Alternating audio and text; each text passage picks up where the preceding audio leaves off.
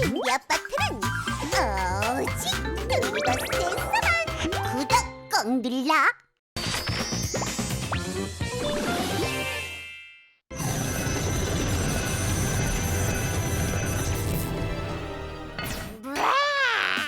옛날 한년날에 신비라는 멋진 도깨비가 있었다는데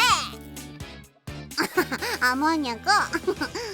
쩌리몽땅 오늘의 주제는 신비 아파트 속에 등장하는 우리나라 귀신들 이야기 특집! 그 어떤 나라도 아닌 바로 여기 우리나라에서 실제로 기록되었다는 귀신들의 이야기를 알아볼 거다! 가까워서 친근하기도 하고 그래서 더 무섭기도 한 우리나라 귀신들의 옛날 이야기를 들어보자고! 야! 내 신발을 지켜라! 양갱이 이야기! 야심한 밤 같은 사이즈의 신발을 찾아다니는 귀신 양갱이! 아니야. 이것도 찾았다. 꼭 맞는 신발의 주인을 찾는 순간 신발의 주인은 잡혀가 버리고 마는데 알고 보니 양갱이에겐 가난 때문에 헤어졌던 쌍둥이 형을 자신과 같은 크기의 신발로 찾고자 했던 슬픈 사연이 얽혀 있었죠. 쌍둥이인데 엄청 형인 척은. 야광귀 또는 신발 귀신이라고도 불렸던 양갱이. 이런 양갱이에 대한 설화는 실제 조선 후기의 여러 기록에서 찾아볼 수 있다는 사실.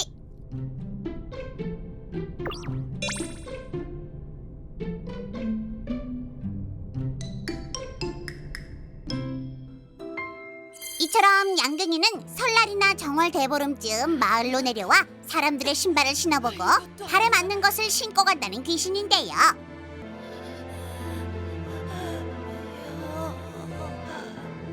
그냥 신발만 가져가는 거면 몰라도 이렇게 신발을 빼앗긴 주인은 1년 동안 운수가 나쁘다는 속설이 있다고 하네요.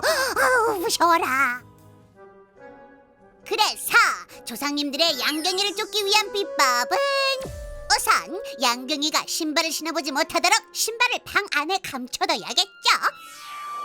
그리고 또 다른 방법은 채를 걸어두는 것.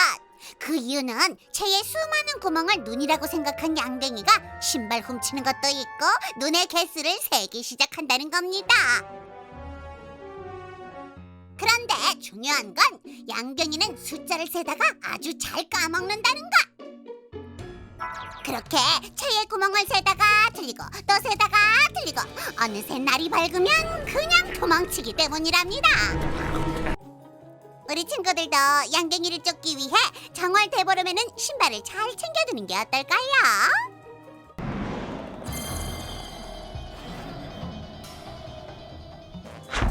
전설의 쇠먹방 불가사리 이야기!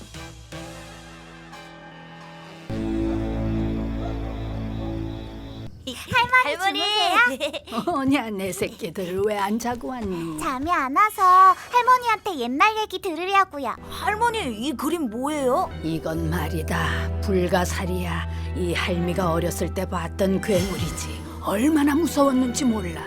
불가사리? 그래 세상이 어지러울 때 나타나서 온갖 쇠붙이를 먹어치우는 괴물이지. 그 괴물 얘기 좀만 더 해주세요. 네? 할머니의 옛날 이야기 속에 등장하는 강철의 짐승 불가사리! 강철 같은 이빨로 쇠붙이를 먹어치우고 엄청나게 몸집을 키우는 이 불가사리는 호랑이의 몸, 사자의 머리, 코끼리의 코를 가진 괴물이라고 합니다. 불가사리는 유명한 만큼 여러 전설이 전해 내려오는데요. 그중 한 가지를 소개해드리자면 어느 날 쫓기던 한 스님이 자신을 숨겨준 동생에게 고마움의 의미로 쌀알을 빚어 인형을 만들어줬는데요. 그리고 그 스님은 동생에게 불가사리 화가살, 즉 죽일 수 없지만 불로 죽일 수 있다는 뜻의 쪽지를 남기고 떠납니다. 쌀알로 만들었던 그 인형은 좋아하는 쇠를 먹으면서 키워지는데 먹으면 먹을수록 점점 덩치가 커지더니 결국 거대한 괴물이 되어버렸다고 합니다. 절대로 죽일 수 없는 생물이라는 이름이 붙은 만큼 무시무시하게 강력한 불가사리.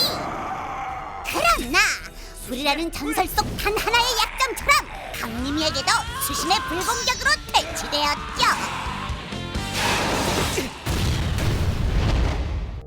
이렇게 불과 관련이 깊은 불가사리는 재앙과 화재를 막아주는 존재로 여겨져서 병풍이나 굴뚝에 그려넣기도 했다는군요.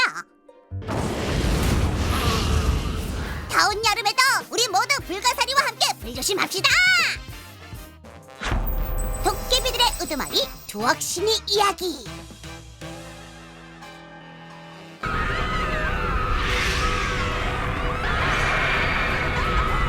저거는 두억신이. 드디어 만나게 됐구나. 고스트볼을 지닌 인간들. 네 녀석이 바로 두억신이?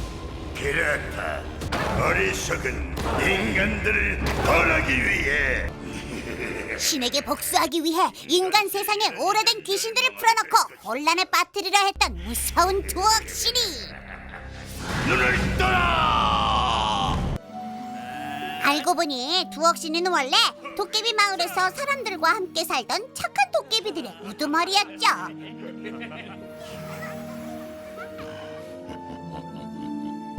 여기 너희들의 하지만 나쁜 퇴마사의 습격을 받고 마을 사람들과 도깨비들을 지키기 위해 사람을 해치면 안 된다는 금기를 깨고 신에게 봉인되는 벌을 받게 된 것이었죠. 죄라는 겁니까? 벌 받을 자들은 우리가 아니다. 착한 인간들이야말로.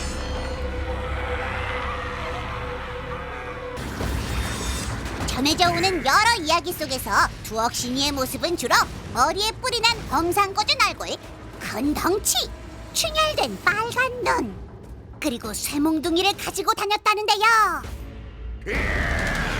조선 말의 야담집 기관에서는 두억신이를 도깨비 무리의 우두머리로 기록해 두었습니다.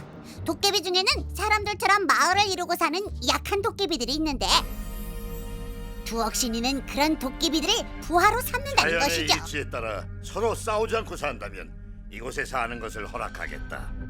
우리가 만났던 두억신이랑 비슷하네요. 그럼 두억신이의 이름은 무슨 뜻일까요? 사전 속 뜻으로는 도깨비뿐만이 아니라 크게 모질고 사나운 귀신을 뜻하고 한자로는 두억신, 즉 머리를 짓누르는 귀신이라는 의미라는데요.